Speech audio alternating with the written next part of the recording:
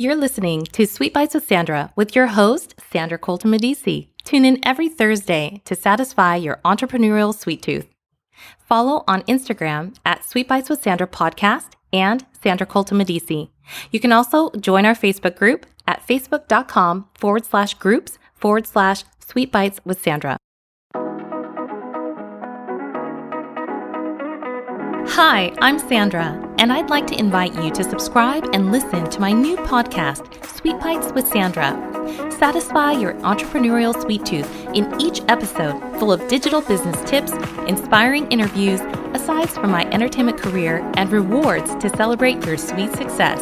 Find Sweet Bites with Sandra on Apple Podcasts, Spotify, or wherever you listen to your favorite podcasts. Welcome back to Sweet Bites with Sandra. I am your host, Sandra Colton-Medici, and I am joined by lifestyle journalist and fashion stylist, Omenaa Boakye. I'm so excited that you're here, and you're actually live from New York, am I right? Yeah, so I'm in New York at the moment. Yes. Well, so there are so many things that you have done in your career, whether it's from the fashion styling standpoint or from the journalist standpoint. What exactly do you like to do best? To be honest, I love both. If I had to pick one over the other, I would probably say styling. I love styling because every project is different. I get to work with different clients. I get to source different clothes depending on the project. I'd probably say styling.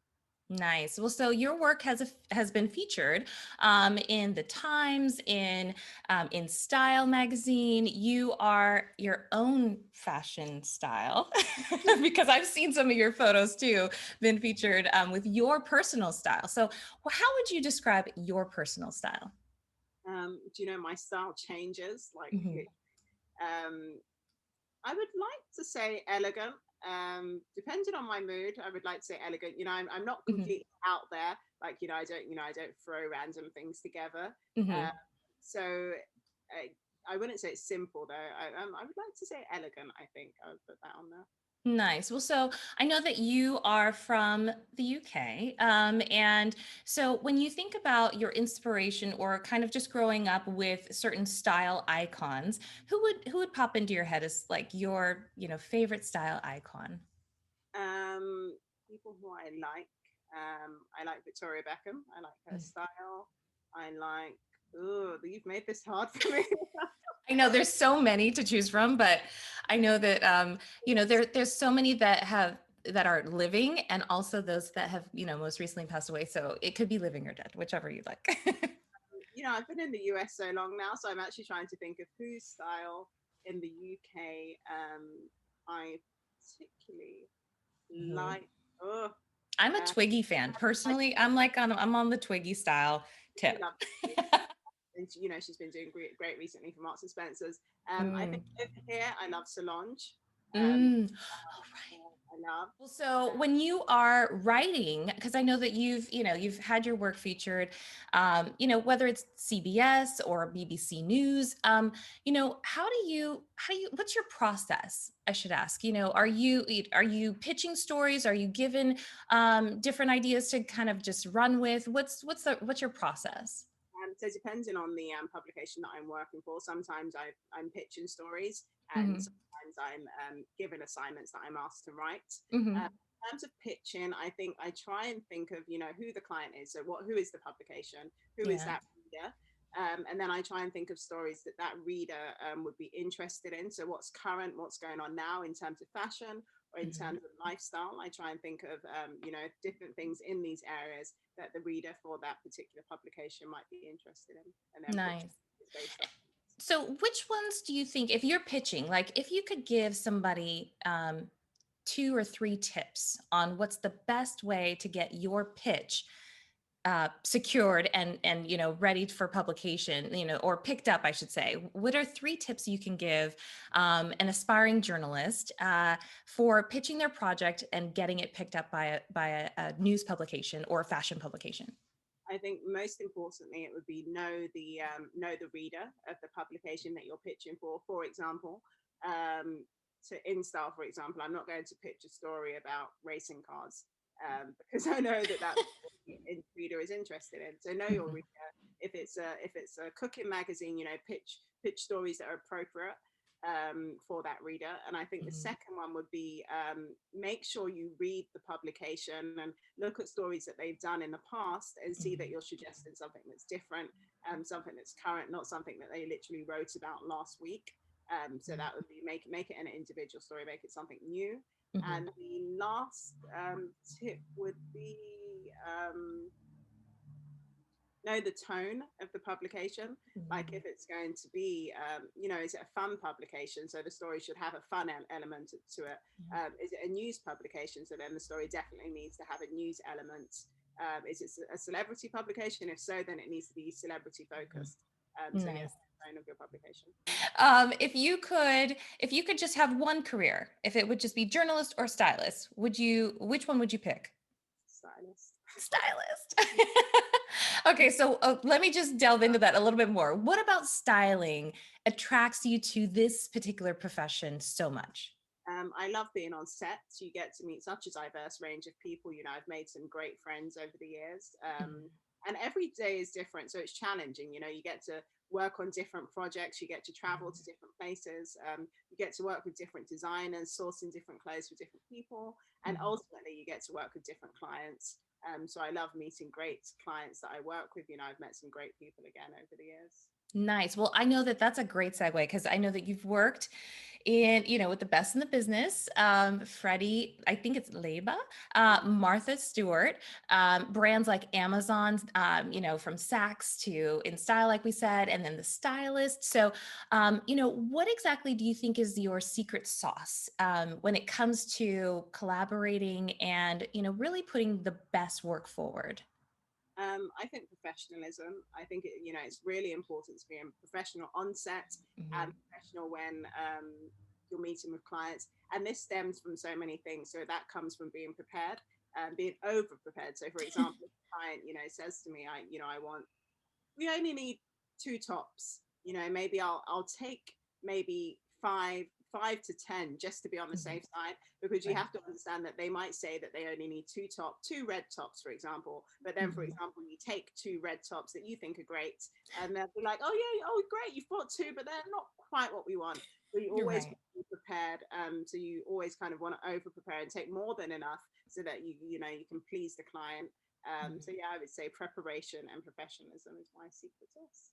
Yes. Well, and those are two great things to have with you in your back pocket for every job, no matter if it's for, styling or if you are going into a marketing job or any other profession. Being professional, and being prepared are two great things to keep with you. And what do you think as far as, because our listeners are, maybe some new people into business and being an entrepreneur, do you feel like as a fashion stylist that you are kind of, you're presenting yourself and your work as your calling card? So are you constantly trying to take on jobs that are unlike each other, or are you trying to keep a certain aesthetic so that you're known for that one thing? How do you feel about your work as your calling card? Do you try to switch it up, or do you try to keep in the same lane?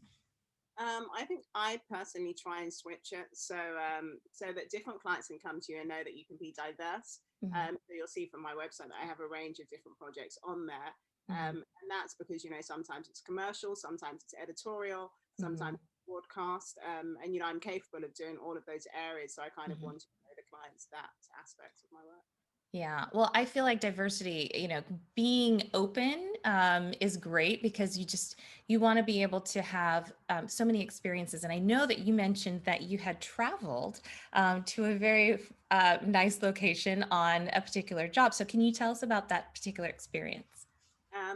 I've been to a few different places that have been fun for work. I think most recently, I actually went on a journalism job to Kenya, Uh, and that was such an amazing experience. So it was basically with Cora, and it was basically they were expanding a project that they do. So they basically help different schools and different organizations within Kenya mhm. afford help them to afford period care for their students. So a lot of these girls, they don't have period care. So unfortunately, once they start their period, they drop out of school. Mm, So what Cora does is with each sale of the products that they have in the US, mhm. they donate a certain percentage to these organizations in Kenya. So Ah, they're expanding this project, and I actually got to travel with them last year to Kenya, and I saw how the organization works. I saw how they're helping these young girls in Kenya. And yeah, that was a great experience for me. It was my first time actually going to Kenya. I got to go on a safari, which was amazing. And yeah, it was an amazing trip. nice. Well, so was the safari scary? Because I always feel like I see those movies and I'm like, Yeah, I was completely scared. Like people asked me if I would do it again, and I think I probably would. But mhm, at the time, I was like we saw so many different things. But yeah, these are animals that could possibly eat you. So I was really scared. Unfortunately, I was safe, and obviously, it is safe because so many people do it, and you have to understand that. And at the time, when you're so near to them, you kind of think, oh my god, is it going to jump on the car, or is something going to happen? yeah. So, yeah, I was completely scared, but it was safe. It was very safe. Nice. Well, can you describe, because I know that I can't, and my stories don't hold a candle to going to Kenya and being in this the safari. But can you describe any strategies that you employ as far as making your vision or even somebody else's vision, if it's a client vision, really come to life? Do you have like a go pack or, because I used to have like this really small, bag of things whenever I would go to an audition, it was like my bag. What's in your bag to make sure that everything kind of goes seamlessly, that you have your extras? What exactly is in there? Because I know that I want to know what's in your bag. I have a prop kit, Mhm, and in my prop kit, I have everything from safety pins. So sometimes a dress might be too big, and you have to mhm, you might be trying to get a size 10 dress to look like a size 4. So you have to use safety pins to kind of pin the back. So I have safety pins, I have pins, I have double-sided tape if you need to tack a dress at the front. I have, oh God, I have so many things in there. I have tape in general. I have a sewing kit. I'm just trying to think of what I have in there. I have a steamer, and that's separate that I oh just wow. in case there's not one there. I have clear string. So if you want to make a dress kind of look like it's blowing in the wind, one trick is to use like clear string to kind of lift the dress. Um, yeah, I've got a lot. Oh my gosh. Okay, so I need that trick. For sure. Just, get my Beyonce wind going. For a new person that's just entering the fashion business, because you are, definitely on both sides of the coin as far as the writing and the fashion styling. What should that person know going in? I think it's important to know the history, to know the current, and to know the future. So, in terms of saying know the history, I would say if it's a trend, know the history of fashion. You need to be able to reference things, know what you're talking about. In terms of current, I think you always need to be on top of what's going on, what's new. You can see that you can find so much information online, from Instagram to Pinterest to news articles. What's new? What are people wearing? What are the current trends culturally and within fashion? And then in terms of knowing the future, I would say know what's predicted. So what are the predicted trends? What's in fashion? From the shows, what's in fashion next spring, summer? What are the trends? What's on the street? What are the cultural trends? What's street style? That will kind of help you kind of make a rough judgment of what the future trends might be. So yeah, so I would say history, current, and future. Nice. And so, my last question for you for the podcast would be, describe the biggest change in fashion and publishing since your career began. I think when I was in school, it was all about working at a magazine. I interned at magazines and I loved magazines. Mhm, And I think as time has passed, unfortunately, magazines, they're still very relevant. But I think at the moment, it's all about online, it's all about social media. And that's completely changed. That wasn't the case when I was in university or when I first graduated. But mhm, that's something that's come over the years. And yeah, so I think digital platforms are great. Digital fashion platforms, lifestyle, celebrity are great, mhm. and also social media is a big thing that's come in now. Nice. Thank you so much for joining me on Sweet Bites with Sandra Omenaa. You've been amazing. And I know that people will definitely take away so much from all of your knowledge. Thank you so much.